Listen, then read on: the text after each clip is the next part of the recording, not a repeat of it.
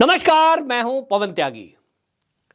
Supreme court के collegium को लेकर मोदी सरकार ने एक पहल की और उन्होंने कॉलेजियम सिस्टम पर सवाल उठाते हुए 2015 में एक समिति का गठन कर दिया जो जजों की नियुक्ति उन पर विचार विमर्श करेगा। और वो जो कमेटी बनाई थी एनजेएसी, वो इसलिए बनाई कि उसमें विपक्ष के नेता भी होंगे, पक्ष के भी होंगे और सीजेआई होंगे, सुप्रीम कोर्ट के जज भी होंगे। ये मिलकर के तय करेंगे, ना कि खाली सुप्रीम कोर्ट तय करेगा कौन जज बनेगा। इसको लेकर के तुरंत सुप्रीम कोर्ट ने रोक लगा दी और रोक लगाने के बाद देश के अंदर जो देश की जनता है उनकी इच्छाओं पर रोक लग गई। देश की जनता लगातार इस बात से आहत है कि जो उनकी इच्छा थी कि इस देश में पारदर्शिता न्याय प्रणाली में हो, वो चाहते थे। लोग कहते हैं, सोशल मीडिया और मैं तो लोगों में ही हूं, लोग खुलकर कहते हैं कि हमने मोदी जी की सरकार यानी मोदी को वोट जो दिया, भाजपा को जो वोट दिया 2014 में, वो महंगाई, बेरोजगारी, इन मुद्दों पर नहीं दिया। वो कहते हैं हमने वोट इसलिए दिया कि देश में जो देश की आजादी के बाद से चल रहा है, भ्रष्टाचार, भाई भतीजावाद, लूट खसूट, राष्ट्र विरोधी ताकतों का खुलकर देश विरोधी एक्टिविटी करना, पाकिस्तान और चीन का मुंह उठाना, इसको मुंह तोड़ जवाब देने के लिए, इसका मुकाबला करने के लिए हमने मोदी जी को चुनकर सत्ता सौंपी है। तो मोदी जी ने जनता की भावना को समझा और जनता की भावना को समझते हुए न्यायपालिका में भी बदलाव करने की कोशिश की और इसलिए एनजेएसी बना दी। तो सुप्रीम कोर्ट ने उस पर रोक लगा दी। इसको लेकर जगदीप धनखड़ जो कि हमारे उपराष्ट्रपति हैं, उन्होंने कई बार टिप्पणी की है और उन्होंने ही नहीं, देश की राष्ट्रपति जी ने भी टिप्पणी की।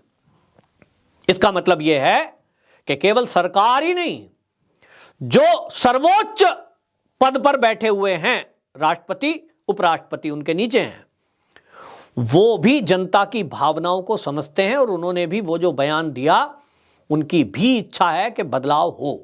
जगदीप धनखड़ जी तो न्याय प्रणाली से जुड़े रहे हैं क्योंकि उन्होंने हाई कोर्ट में 50 साल लगभग प्रैक्टिस की है। अब ऐसा व्यक्ति यदि कोई टिप्पणी करता है तो उस टिप्पणी पर टिप्पणी पी चिदम्बरम कर रहे हैं, जो कि सुप्रीम कोर्ट के जाने माने वकील तो हैं, साथ में वो कांग्रेस में तो गृह मंत्री रहे, कांग्रेस के लीडर हैं। वो कहते हैं जगदीप धनखड़ जी ने जो बयान दिया कि देश की संसद सबसे ऊंची है, वो संविधान ऊंचा है।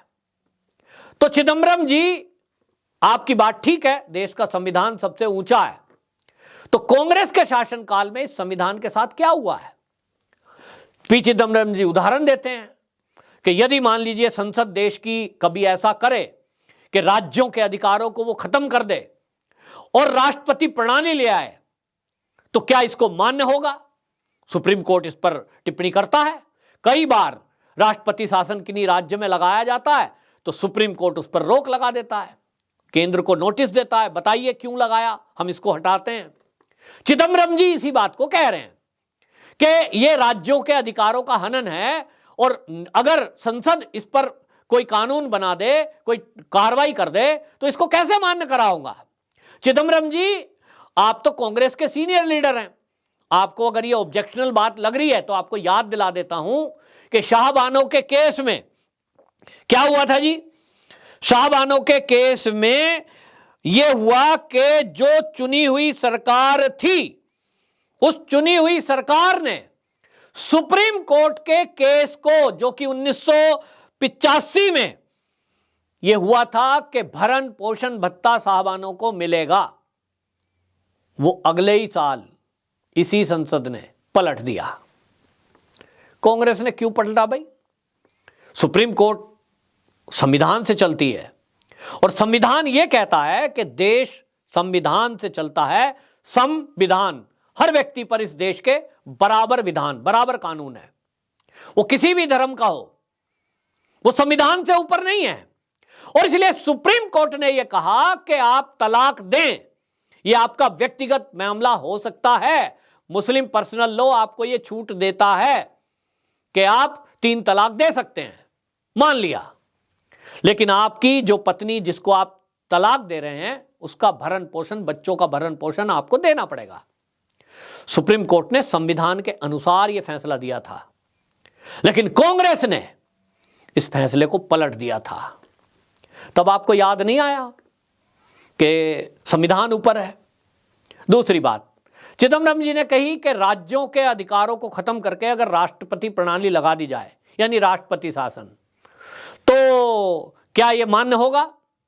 तो चिदम्बरम जी, आपको तो याद ही होगा, कांग्रेस की सरकार, उसमें 91 बार, कितना, 91, 91 बार 356 अनुच्छेद का प्रयोग हुआ, अलग अलग समय पर, अपने स्वार्थों में, बिना किसी कारण भी।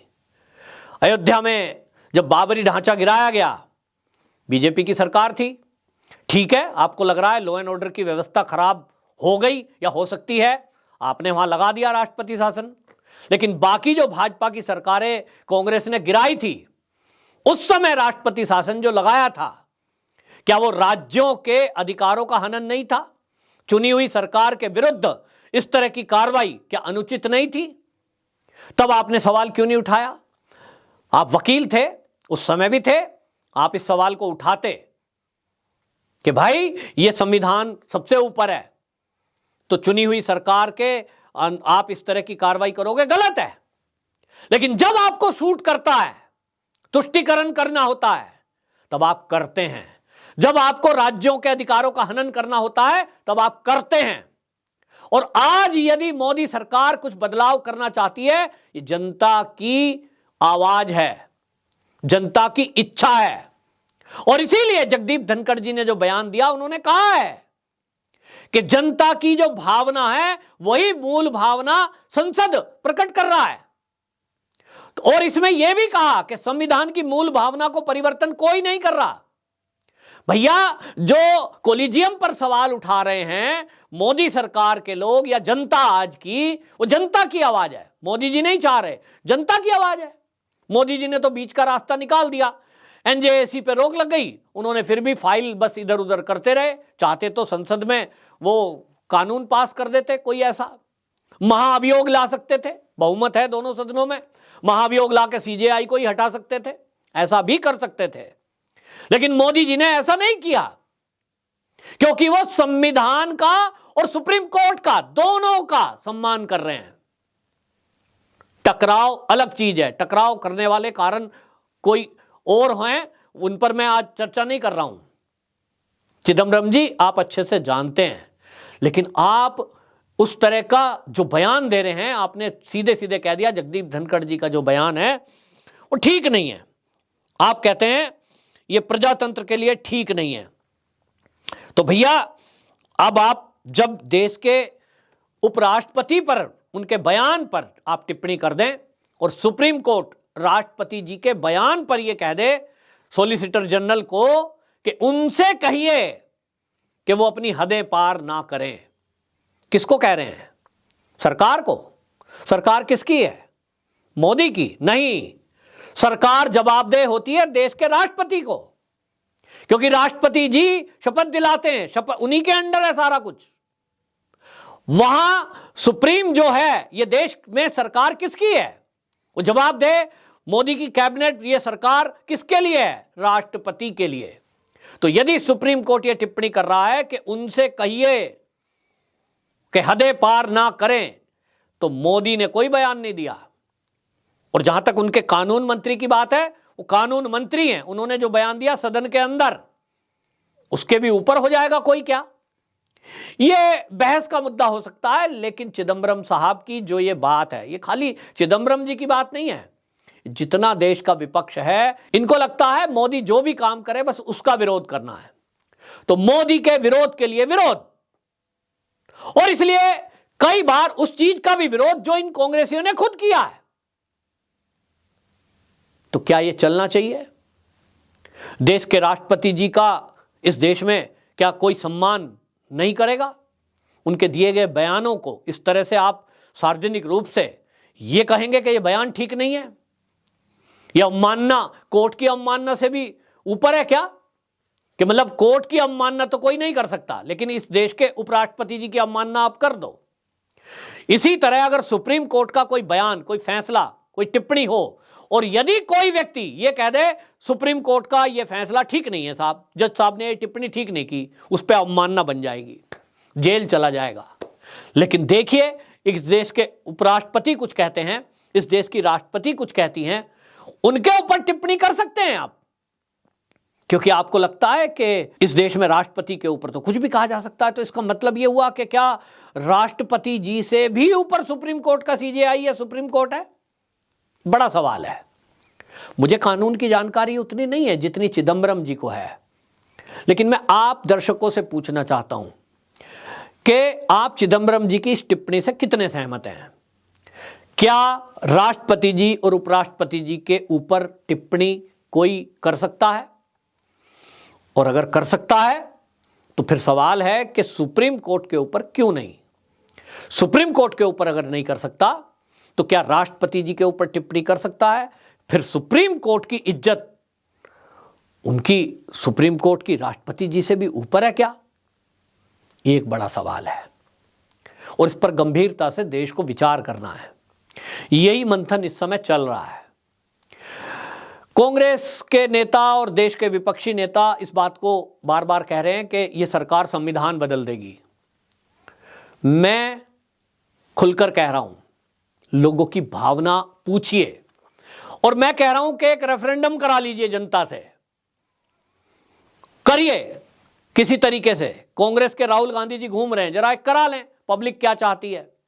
क्या पब्लिक ये चाहती है कि जो ये अंग्रेजों का बनाया हुआ कानून है हमारे देश में लागू, 1932 से भी पहले का, देश की आजादी के पहले के कानून बने हुए, उन्हीं को इंप्लीमेंट कर दिया गया, तो देश की जनता क्या चाहती है? वो अंग्रेजों के जो बनाए हुए कानून हैं वही चलते रहें या कानूनों में परिवर्तन किया जाए? क्योंकि आज का भारत वो भारत नहीं है जो गुलाम हुआ करता था अंग्रेजों का। ठीक है, तो जब जनता की भावना आपको समझ में आएगी तब बयान देना। आपकी क्या राय है कमेंट बॉक्स में जरूर रखना। आपको अगर लगता है कि ये जो मुद्दा है ये जनता तक पहुंचे तो वीडियो को शेयर भी करना। वंदे मातरम।